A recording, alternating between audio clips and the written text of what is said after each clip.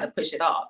Mm. And so I want people to be mindful of their triggers, be mindful of their progress or the lack thereof, be mindful of their journey, and be mindful of their goals so that they can be whole, healed, and happy. I love that. Whole, healed, and happy. The three Hello. H's.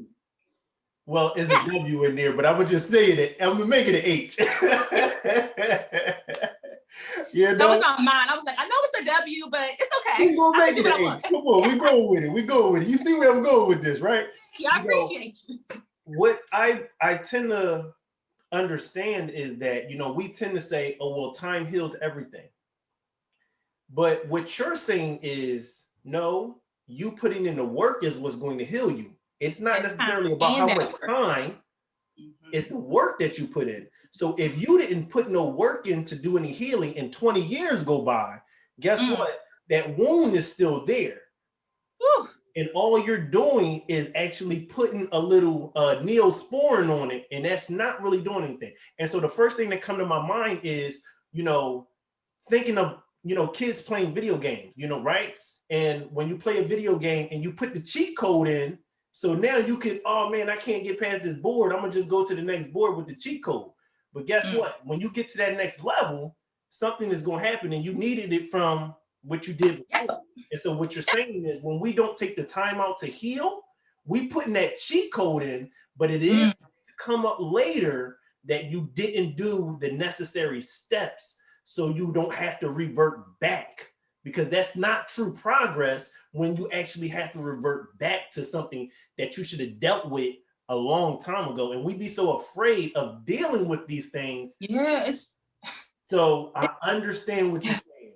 Yeah, it's rough. And I know for me, I would just like, okay, let me just let it go, because I don't want to deal with it. You don't want to deal with the things that cause you pain or sadness. You don't want to think, like, once it happens and you go through that grief process of whatever happened to you that was traumatic for you, because I also want to point it really quick.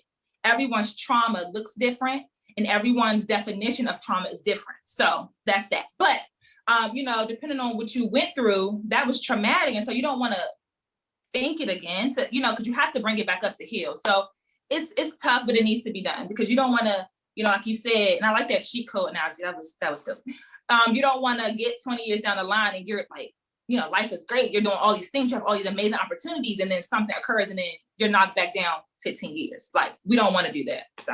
So, what I tend to understand, with us as people, it's no different than if a person, they get stuck in time, so to say. And so when we don't heal from our trauma, we get stuck in time. We get stuck at that place of being hurt. Yeah. So even though, the same way a person may get incarcerated and they go to jail for 15, 10, 5 years, they actually stuck in time whenever they first got into jail. So when they get out of jail, they have the same thinking sometimes, or the same disposition. You think about it, they wear the same clothes that they had 20 years ago. And then when they got out, they like, well, this is not the trend that's in right now. So we have to remember, we have to get out of that time zone. But the only way we can get stuck out of that time zone is doing the hard work of healing. You are absolutely correct. And I want to throw this in really quick, Victor, because I don't want anybody to listen and be like, y'all don't understand. Y'all make it seem like it's easy. We know that it's not easy. It's hard as hell. We know.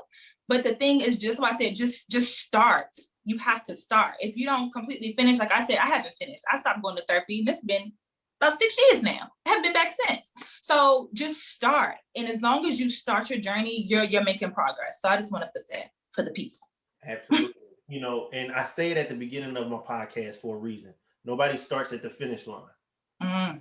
So we have to remember that. So thank you for actually pointing that out. So let me ask you this question.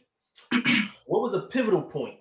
Like, what made you actually say, you know what, I'm about to pivot and shift the direction that I'm actually walking in, so I can do more of this, make sure I'm good?